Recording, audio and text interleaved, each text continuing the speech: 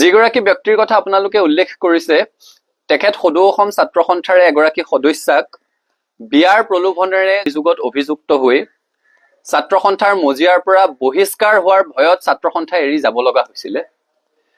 গতিকে ছাত্ৰ সন্থাৰ এগৰাকী সদস্যাক ছাত্ৰ সন্থাৰ সেই সদস্যগৰাকী এতিয়াও সংগঠনটোত আছে, তেওঁ এতিয়াও আদালতৰ দুৱাৰ টুকুৰিয়াই আছে, আদালতত আইনী যুঁজ চলি আছে।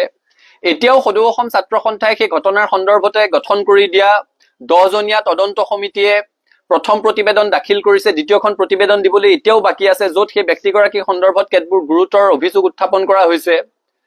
গতিকে ছাত্ৰ সন্থাৰ এগৰাকী সদস্যক বিয়াৰ প্ৰলোভনেৰে সৈতে যৌন শোষণ চলোৱাৰ অভিযোগত অভিযুক্ত এগৰাকী ব্যক্তিৰ সপক্ষে ছাত্ৰ সন্থাৰ স্থিতি থকাৰ কোনো প্ৰশ্নই আহিব নোৱাৰে, আৰু সেইকাৰণে ছাত্ৰ সন্থাই তেখেতৰ সপক্ষে স্থিতি ল'ব বুলি আশা কৰাটো অনুচিত। কাৰণ আমাৰ ঘৰৰ এগৰাকী ছোৱালী, সেই ছাত্ৰীগৰাকীৰ মাকে কৰা ফোনটো, সেই ছাত্ৰীগৰাকীৰ মাকে সময়ে সময়ে আমাৰ সৈতে পতা কথা বতৰাবিলাক আমাৰ মনত এতিয়াও বিধি থাকে যে মোৰ ছোৱালীজনীক আচু কৰিবলৈ পঠিয়াইছিলো, তাইৰ লগত কিয় এনেকুৱা হবলৈ পালে, তোমালোকে তাইক ন্যায় দিব নোৱাৰিলা। সেই ছাত্ৰীগৰাকীয়ে আজিও ছাত্ৰ সন্থা কৰি আছে। দেখিছো বহুতে ছাত্ৰ সন্থাৰ এই সন্দৰ্ভত এটা স্থিতি আশা কৰিছিলে, কিন্তু নিজৰ ঘৰৰ এগৰাকী সদস্যাক এগৰাকী ব্যক্তিৰ সপক্ষে ছাত্ৰ সন্থাই স্থিতি লোৱাৰ কোনো প্ৰশ্নই আহিব নোৱাৰে। এই সন্দৰ্ভত বহুজনে আমাক সমালোচনা কৰাও পৰিলক্ষিত হৈছে, সামাজিক মাধ্যমত বিভিন্ন ধৰণৰ কথা বতৰা আলোচনা হৈছে। সকলোৱে নিজে এবাৰ সেই কথাটো উপলব্ধি কৰিলেই হ'ল, নিজৰ ঘৰৰ এগৰাকী যুৱতী, নিজৰ পৰিয়ালৰ এগৰাকী সদস্যা, আৰু কেৱল প্ৰেমৰ সম্পৰ্ক নহয়, বিয়াৰ প্ৰলোভনেৰে সৈতে শোষণৰ অভিযোগত অভিযুক্ত। তেনে প্ৰেক্ষাপটত সদৌ অসম ছাত্ৰ সন্থাই সেইগৰাকী অভিযুক্ত ব্যক্তিৰ প্ৰতি কোনো ধৰণৰ অনুকম্পা দেখুওৱা, কোনো ধৰণৰ স্থিতি প্ৰকাশ কৰাৰ কোনো প্ৰশ্নই থাকিব নোৱাৰে, আৰু ছাত্ৰ সন্থাৰ পৰা সেইটো আশা নকৰিবলৈহে সকলোকে অনুৰোধ জনাইছো। সেই ছাত্ৰীগৰাকী যিদিনাখন হস্পিটেলত ভৰ্তি হৈছিলে, এগৰাকী ছাত্ৰ সন্থাৰ সদস্যা যেতিয়া সেই আপোনালোকে কৈ থকা যুৱকজনৰ প্ৰতাৰণাৰ বলি হৈ বিয়াৰ প্ৰলোভনেৰে কৰা শোষণৰ অভিযোগত, সেই অভিযোগৰ বলি হৈ এগৰাকী যুৱতীয়ে হত্যা কৰিব লগা এটা পৰিৱেশৰ সৃষ্টি হৈছিলে, সেইগৰাকী যুৱতী এতিয়াও ছাত্ৰ সন্থাৰ সদস্যা। তেওঁ ন্যায় বিচাৰি আজিও ছাত্ৰ সন্থাৰ মজিয়াত মাত মাতি আছে, তেওঁ ন্যায় বিচাৰি আজিও আদালতৰ মজিয়ালৈ গৈ আছে, আজিও তেওঁ মানসিকভাৱে ভাঙি আছে। সদৌ অসম ছাত্ৰ সন্থাৰ সৈতে ছাত্ৰ সন্থাৰ প্ৰাক্তনসকলৰ সন্মান আৰু দায়বদ্ধতাৰ সম্পৰ্ক। আমি তেওঁলোকক সন্মান কৰো, তেওঁলোকে মাতৃ সংগঠনটোক সন্মান কৰে, তেওঁলোক মাতৃ সংগঠনটোৰ প্ৰতি দায়বদ্ধ। আমিও অৰাজনৈতিকভাৱে মৰ্যাদা সহকাৰে জীৱন নিৰ্বাহ কৰি থকা প্ৰতিগৰাকী ছাত্ৰ সন্থাৰ প্ৰাক্তনৰ প্ৰতি আমাৰ সন্মান আছে, আমি তেওঁলোকৰ প্ৰতি দায়বদ্ধ। কিন্তু ছাত্ৰ সন্থাৰ মজিয়াত অতীজৰে পৰা এটা পৰম্পৰা চলি আছে যে ছাত্ৰ সন্থাৰ পৰা যদি কোনোবাই ছাত্ৰ সন্থাৰ অহিত কাম কৰি বহিষ্কৃত হয়, তেওঁলোকে ছাত্ৰ সন্থাৰ প্ৰাক্তন হিচাপে সেই মৰ্যাদাটো নাপায়। এই যিগৰাকী ব্যক্তি ছাত্ৰ সন্থাৰ এগৰাকী সদস্যাক শোষণৰ অভিযোগত অভিযুক্ত, তেওঁ বহিষ্কাৰ হোৱাৰ ভয়ত ছাত্ৰ সন্থা ত্যাগ কৰি গুচি যাবলগীয়া হৈছিলে। গতিকে মই সকলোকে অনুৰোধ কৰিম, ছাত্ৰ সন্থাৰ লাখ লাখ প্ৰাক্তন কৰ্মকৰ্তাক শোষণৰ অভিযোগত অভিযুক্ত হৈ বিয়াৰ প্ৰলোভনেৰে নিজৰ কামনা চৰিতাৰ্থ কৰাৰ অভিযোগত অভিযুক্ত হৈ ছাত্ৰ সন্থাৰ পৰা বহিষ্কাৰ হোৱাৰ ভয়ত ছাত্ৰ সন্থা এৰি গুচি যাবলগীয়া হোৱা এগৰাকী সদস্যৰ সৈতে তুলনা নকৰিবৰ কাৰণে মই সকলোকে অনুৰোধ কৰিম।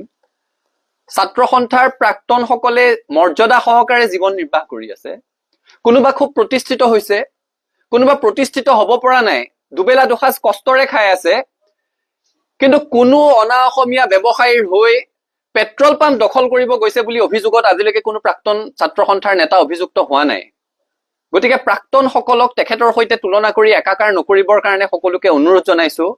ছাত্ৰ সন্থাৰ পৰা মৰ্যাদা সহকাৰে বিদায় লোৱা আৰু সমাজত মৰ্যাদা সহকাৰে জীৱন ধাৰণ কৰি থকা ছাত্ৰ সন্থাৰ প্ৰতিগৰাকী প্ৰাক্তন কৰ্মকৰ্তাৰ প্ৰতি ছাত্ৰ সন্থাৰ সন্মান আছে, সমীহ আছে, ভালপোৱা আছে, দায়বদ্ধতা আছে। আমি কৈছোৱে সকলোৰে নিজস্ব অধিকাৰ আছে। ছাত্ৰ সন্থাৰ বৰ্তমান আমি নেতৃত্বত আছো। এগৰাকী ছাত্ৰ সন্থাৰ সদস্যা সেই ব্যক্তিগৰাকীৰ বিয়াৰ প্ৰলোভনেৰে শোষণৰ অভিযোগ তুলিছে, সেই অভিযোগৰ ভিত্তিত সেইগৰাকী ব্যক্তিয়ে ছাত্ৰ সন্থাৰ পৰা এক প্ৰকাৰ পলাই যাব লগা পৰিৱেশৰ সৃষ্টি হৈছিলে বহিষ্কাৰ হোৱাৰ ভয়ত। তেনে প্ৰেক্ষাপটত ছাত্ৰ সন্থাই তেখেতৰ হৈ স্থিতি লোৱাটো অনুচিত, আৰু ছাত্ৰ সন্থাৰ পৰা সেইটো আশা নকৰিবলৈ সকলোকে অনুৰোধ জনাইছো। বাকী আন কাৰ কি স্থিতি আছে, এখন গণতান্ত্ৰিক দেশত সকলোৰে স্থিতি লোৱাৰ অধিকাৰ আছে। ছাত্ৰ সন্থাৰ সদস্যজন 10 মেলৈকে ছাত্ৰ সন্থাৰ পৰা তেখেতে ভাৰ আঁতৰাই বেলেগ এগৰাকীক ভাৰপ্ৰাপ্ত হিচাপে দুলীয়াজান আঞ্চলিক ছাত্ৰ সন্থাৰ সভাপতি হিচাপে কাৰ্যনিৰ্বাহ কৰিবলৈ দি থৈছিলে। 10 মেৰ পিছত পৰৱৰ্তী পৰ্যায়ত আলাপ আলোচনাৰ মাজেৰে তেখেতক কাৰ্যভাৰ তেওঁ গ্ৰহণ কৰিব নে নকৰিব সেই সিদ্ধান্তটো লোৱাৰ কথা আছিলে। 10 মেৰ পিছত সেই ধৰণৰ কোনো সভা হোৱা নাই। এতিয়া আন এগৰাকী ব্যক্তিয়ে ভাৰপ্ৰাপ্ত সভাপতি হিচাপে দুলীয়াজান আঞ্চলিক ছাত্ৰ সন্থা পৰিচালনা কৰি আছে। তেখেতে ছাত্ৰ সন্থাৰ দায়িত্ব লৈ আৰু ঘূৰি অহাৰ সম্ভাৱনা কমেই আছে আৰু তেখেতক বৰঞ্চ কাৰণ দৰ্শোৱাৰ জাননী দিবলৈ ডিব্ৰুগড় জিলা ছাত্ৰ সন্থাক লগে লগে কোৱা হৈছিলে। ডিব্ৰুগড় জিলা ছাত্ৰ সন্থাই আমাক জনাইছে যে তেখেতক কাৰণ দৰ্শোৱাৰ জাননী দিবৰ কাৰণে তেখেতক এতিয়ালৈকে বিচাৰি পোৱা নাই। গতিকে তেখেতক কাৰণ দৰ্শোৱাৰ জাননী দিয়া হ'ব। ছাত্ৰ সন্থাৰ মজিয়াত এই ধৰণৰ কথা কোনো কাৰণত সহ্য কৰা নহ'ব। এটা কথা স্পষ্ট, খিলঞ্জীয়া মানুহৰ অধিকাৰ সুৰক্ষিত হ'বই লাগিব। এতিয়া দেখিছো এটা বিষয়ক লৈ সকলোৰে গা জ্বলিছে, জ্বলাটো উচিত, যে অসমীয়া জাতিক ফ্ৰী মে খানেৱালাহে বুলি কৈছে নেকি?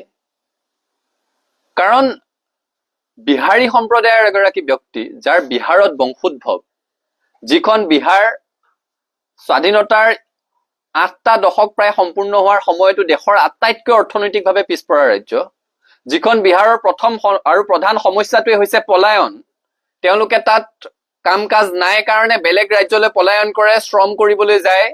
গতিকে তেনেকুৱা এখন ৰাজ্যৰ বংশোদ্ভৱ এগৰাকী ব্যক্তিয়ে অসমৰ মানুহে ফ্ৰী মে খানেৱালাহে বুলি কোৱা কথাটো কোনো কাৰণত গ্ৰহণযোগ্য নহয়।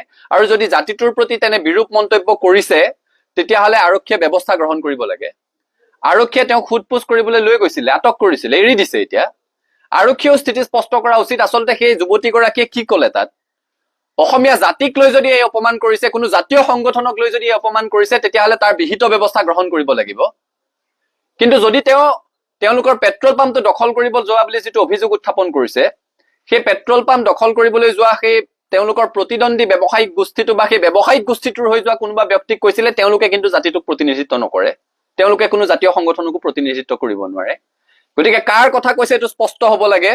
আৰু যদি জাতিটোক লৈ কৈছে কোনো কাৰণত গ্ৰহণযোগ্য নহয়, চৰকাৰে বিহিত ব্যৱস্থা গ্ৰহণ কৰিবৰ কাৰণে আমি দাবী